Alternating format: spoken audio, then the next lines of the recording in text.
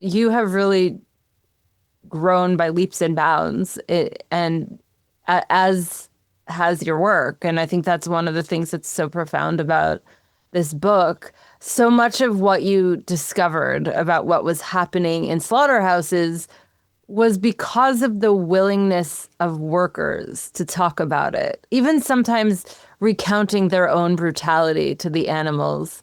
Was that surprising?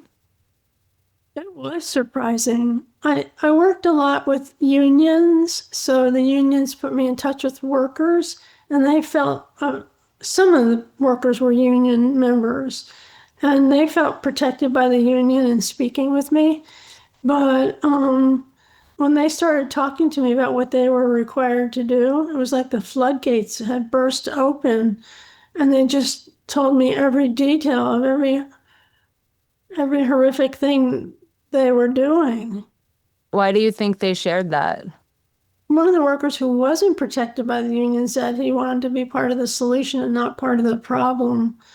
I don't know. I guess that they hated doing this. It's that the line speeds in the slaughter plants and what's going on in factory farms is just so crazy that they're required to do these terrible things and they don't want to do them. They don't want to try to cut the throats of live thrashing hogs before they go into the scalding tank alive. They hated that, but they were required to do that by management. So they were happy to be able to talk about it. Hmm.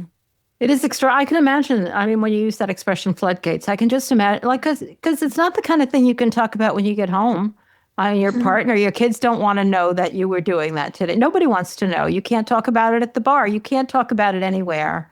It's probably very shameful in a lot of ways, even though, I'm sure there are many excuses and valid excuses for why people have to do it. So I can understand, like, once it started coming out, it just poured out. Finally, being able to have somebody hear this story, it's so awful I mean, what we do to the people, and it's not close to what we do to the animals, but it's pretty horrible. And when they did speak out, some of them were so courageous. They went on camera with their faces showing to talk about this. But every time they went on camera to do this, the networks decided it was too disgusting for viewers, and the viewers would change the channel, so it never aired. But that's how courageous they were. That they actually didn't try to protect their identity or anything. They just wanted to tell America what was going on behind the closed doors of slaughterhouses and factory farms. Yeah, can you expand on that a little bit? Because a lot of what you went through was not only gathering this information, but the unbelievable frustration of getting media to pay attention. Can you talk a little, just expand on what it was like going to newspapers or TV stations? And you did get some really impressive press, but so many stories, I think, went untold. Right. I mean, 60 Minutes was not only scheduled to come out in the field and interview the workers on camera, but Mike Wallace, when he was alive back then, was actually coming out the next day. And his producer, who didn't really want to do the story to begin with because he thought it was too disgusting, and his executive producer had warned him against doing it, um, decided at the last minute not to do the story because there was a union dispute, a contract dispute, and he thought that might be at the bottom of the problem. And so they pulled the plug on that. And 2020 was going to do it, and Primetime Live was going to do it, and Dateline actually went out to Washington State to interview the workers who had been skinning cows completely. Even had they were not only skinned, but they had some of their legs cut off, and they were still vocalizing and struggling. And these workers, we had the attorney that we hired to represent them there. These workers went on camera on Dateline, and the whole thing was all done, and I was so thrilled. And then Dateline pulled the plug. Wow. So, Yeah. yeah.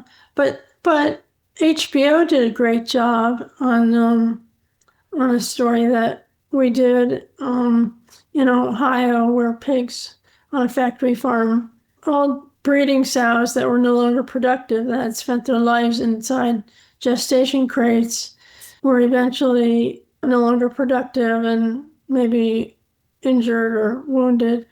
They would kick them out of the barn and hotshot them out of the barn, drag them out of the barn because they couldn't walk any longer, throw them over a 4-foot ledge onto a pile in the freezing cold of other sows, and have them watch as their fellow sows had a chain fastened around their neck.